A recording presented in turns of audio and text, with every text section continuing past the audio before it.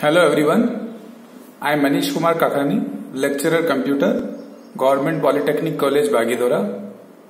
आज के इस वीडियो लेक्चर में हम सेल्फ रेफरेंशियल स्ट्रक्चर के बारे में पढ़ेंगे। सेल्फ रेफरेंशियल स्ट्रक्चर का कॉन्सेप्ट एक बहुत ही इंपॉर्टेंट कॉन्सेप्ट है, बहुत ही यूजफुल कॉन्सेप्ट है और इस कॉन्सेप्ट का डेटा स्ट्रक्चर में बहुत ज्यादा यूज होता है। तो हम आज इस कॉन्सेप्ट को डिटेल में लर्न करते हैं। तो स्टार्ट करते हैं।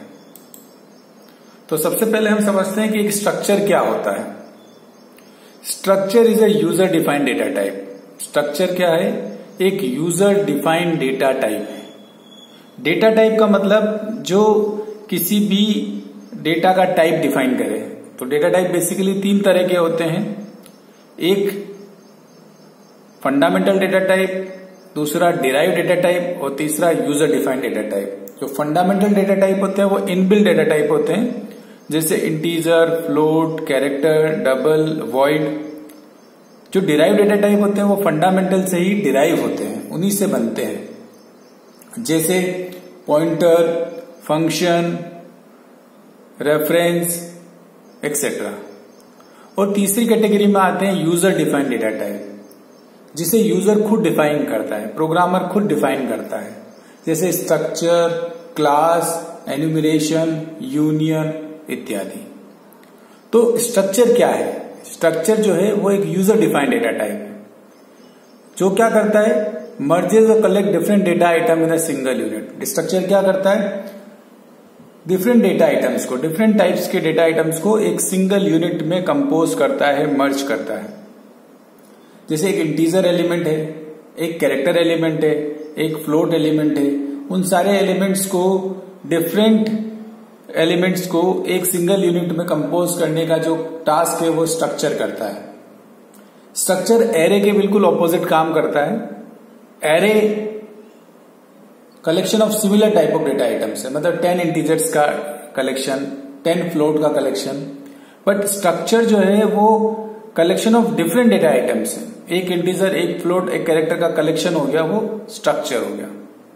अब स्ट्रक्चर को बेसिकली वाइडली यूज होता है जब हम कोई ऐसी प्रॉब्लम सॉल्व कर रहे हैं जहां पे हमको किसी एंटिटी को यूज करना है, जैसे स्टूडेंट का डेटा हमको स्टोर करना। तो स्टूडेंट के रिलेटेड हमारे पास काफी सारी इंफॉर्मेशन होती है, जैसे roll number of the student, name of the student, branch of the student, year of the student, age of the student, marks of the student. तो ये सारी इंफॉर्मेशन को हम अलग अलग डेटा टाइप में स्टोर करेंगे, तो उसके लिए हमें स्ट्रक्चर की रिक्वायरमेंट होगी। इसी तरह जैसे एम्प्लॉय का डेटा ले लो आप, एम्प्लॉय का आईडी होता है, एम्प्लॉय का नेम होता है, एम्प्लॉय का डिपार्टमेंट होता है, एम्प्लॉय की एज होती है। तो ये सारी चीजें हम अलग अलग डेटा टाइप में स्टोर करके उसको एक सिंगल यूनिट में कंपोज करेंगे, तो हम स्ट्रक्चर की हेल्प से कर सकते हैं। अब आते हैं स्ट्रक्चर को डिफाइन कैसे किया जाए प्रोग्राम में। तो to define a structure we use struct keyword. Structure को डिफाइन करने के लिए हमें स्ट्रक्ट कीवर्ड का यूज करना पड़ता है। स्ट्रक्ट करके एक कीवर्ड है। कीवर्ड बेसिकली वो वर्ड्स होते हैं जो रिजर्व वर्ड्स होते हैं, उनका कोई यूज दूसरा नहीं होता, उनका एक स्पेसिफिक यूज होता है, उन्हें उसी टास्क के लिए यूज किया जाता है। तो स्ट्रक्ट कीवर्ड का यूज करके हम स्ट्रक्चर को प्रोग्राम में बनाएंगे। To access any member of the structure we use member access operator. अब स्ट्रक्चर के बहुत सारे अंदर मेंबर्स होते हैं, एलिमेंट्स होते हैं, उनको एक्सेस करने के लिए हमें डॉट ऑपरेटर यूज करना पड़ता है, मेंबर एक्सेस ऑपरेटर या डॉट ऑपरेटर, डॉट का sign. The member access operator is coded as period operator between the structure variable name and structure member that we wish to access. Structure variable और structure member के बीच में जो period operator है, dot operator है, वो use करना होता है, जिससे कि हम वेरिएबल की माध्यम से, वेरिएबल की हेल्प से स्ट्रक्चर के एलिमेंट को एक्सेस कर सकें। अब हम एक स्ट्रक्चर कैसे डिफाइन करते हैं उसका एग्जांपल को समझते हैं। तो इस एग्जांपल में हम देखिए, हमने स्टूडेंट स्ट्रक्चर बनाया है। तो देखो हमने लिखा स्ट्रक्ट कीवर्ड, ये कीवर्ड यहां मेंशन करना पड़ेगा।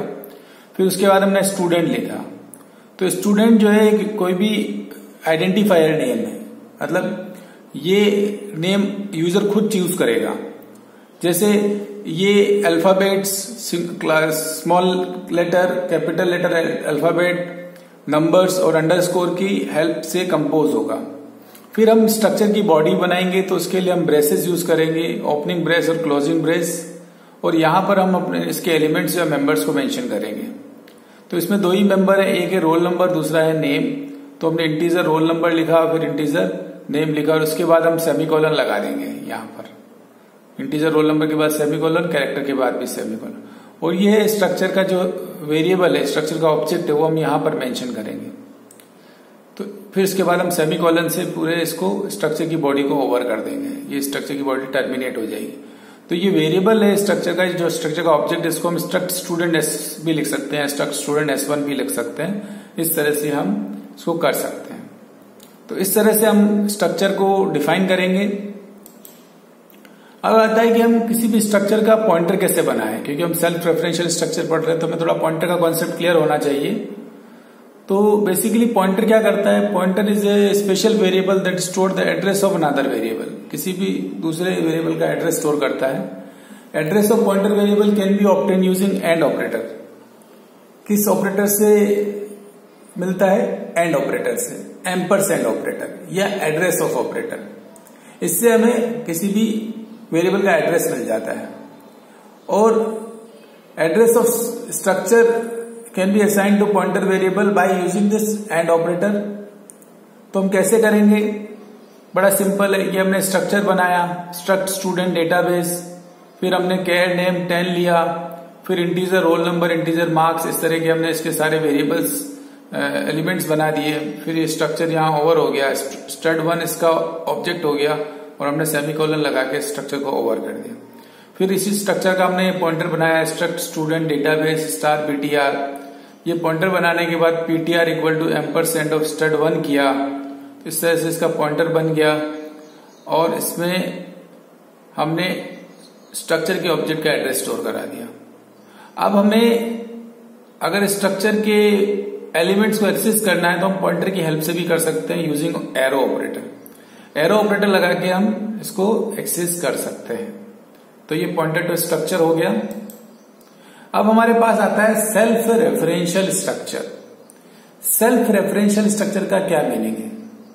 सेल्फ रेफरेंशियल स्ट्रक्चर का मतलब होता है एक ऐसा स्ट्रक्चर जिसमें उसी तरह का पॉइंटर, उसी टाइप का पॉइंटर मेंबर हो।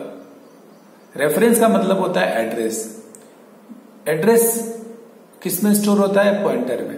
तो उसी टाइप का जो अगर मेंबर होगा तो उसमें उसका एड्रेस स्टोर होगा, उसी टाइप के स्ट्रक्चर का। The self referential structure contain the pointer to itself. Pointer to itself मतलब उसी टाइप के पॉइंटर का पॉइंटर स्ट्रक्चर में होना चाहिए, तो वो सेल्फ रेफरेंशियल स्ट्रक्चर कहलाएगा। Self referential is use to create data structure like link list stack. Self referential structure हम कहा यूज करते हैं? हम सेल्फ रेफरेंशियल स्ट्रक्चर कहां यूज करते हैं? जहां पर हमको लिंक लिस्ट बनानी हो, स्टैक बनानी हो, डेटा स्ट्रक्चर में हम इसको यूज करते हैं। अब सेल्फ रेफरेंशियल स्ट्रक्चर का हम सिंटेक्स देखते हैं कैसा होता है। स्ट्रक्ट नेम, स्ट्रक्ट लिखा, कीवर्ड स्ट्रक्चर का नेम लिखा, फिर हमने स्ट्रक्चर की बॉडी बनाई, फिर डेटा टाइप लिखा, डेटा टाइप का नेम लिखा जो भी, फिर struct name star pointer name. अब इसका मतलब क्या हुआ?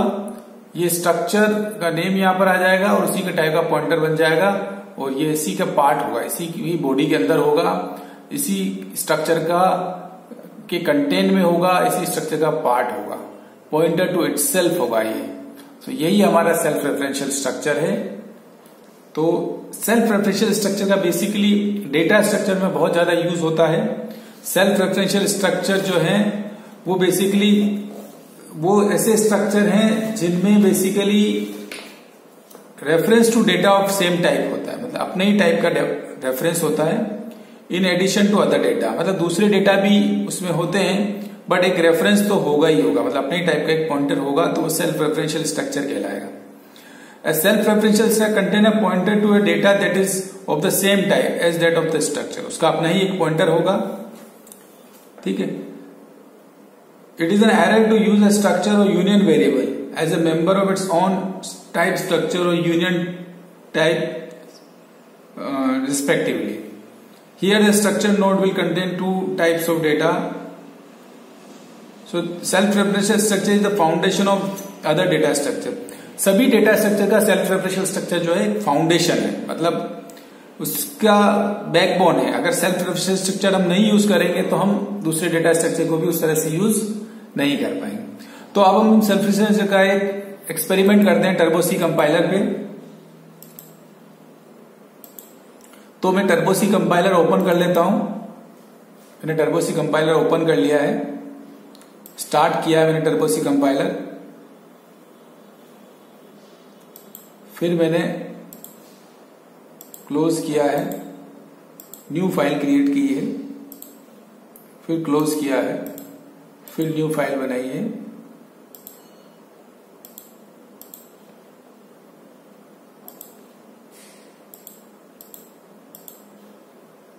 ये हमारी न्यू फाइल हो गई है। इसका हम नेम चेंज कर देते हैं। नेम हम इसका कर देते हैं सेल्फ रेफरेंशियल स्ट्रक्चर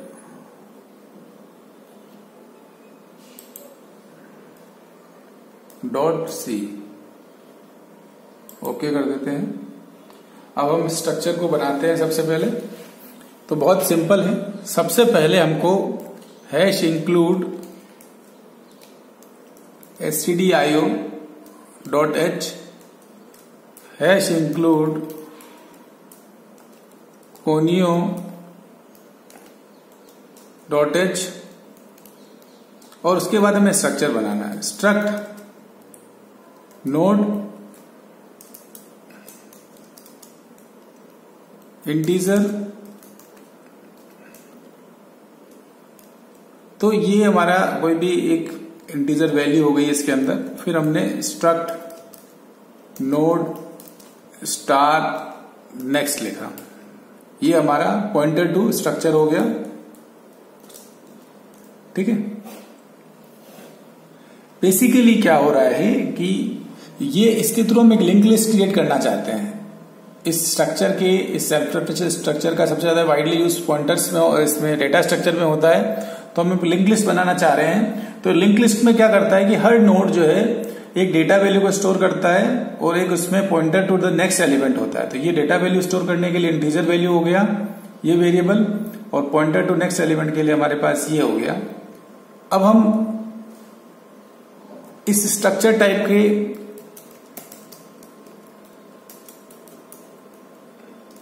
तीन एलिमेंट बनाएंगे, नोड 1 n1 n2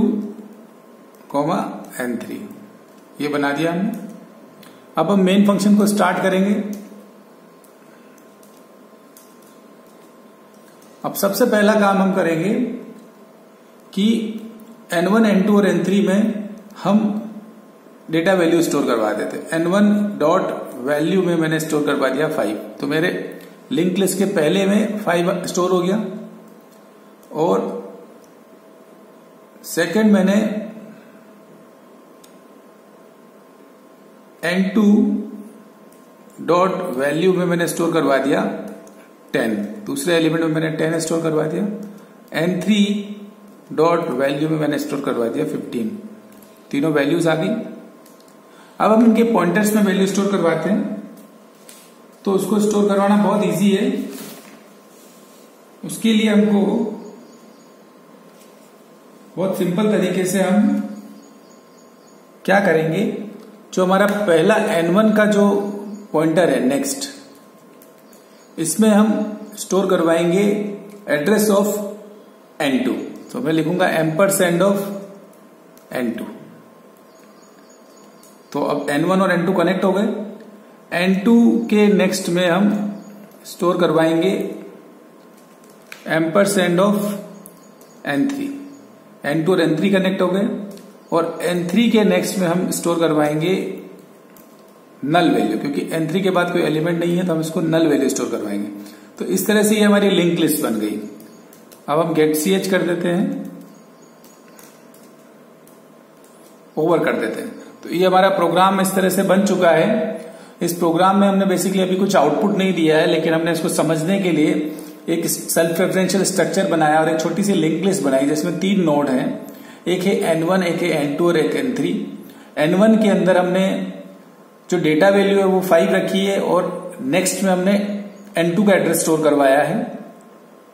N2 में हमने डेटा वैल्यू 10 रखी है और N3 का एड्रेस स्टोर करा है, और N3 में हमने डेटा वैल्यू 15 रखी है और उसके नेक्स्ट में हमने नल स्टोर करा है क्योंकि N3 के बाद हमारे पास कोई दूसरा एलिमेंट नहीं है। तो इस तरह से ये लिंक लिस्ट यहाँ टर्मिनेट हो जाएगी। तो ये हमने सेल्फ रेफरेंशियल स्ट्रक्चर के बारे में पढ़ा। सेल्फ रेफरेंशियल स्ट्रक्चर को हमने लिंक लिस्ट में यूज किया। Hope this video lecture is very useful for you. Thank you so much.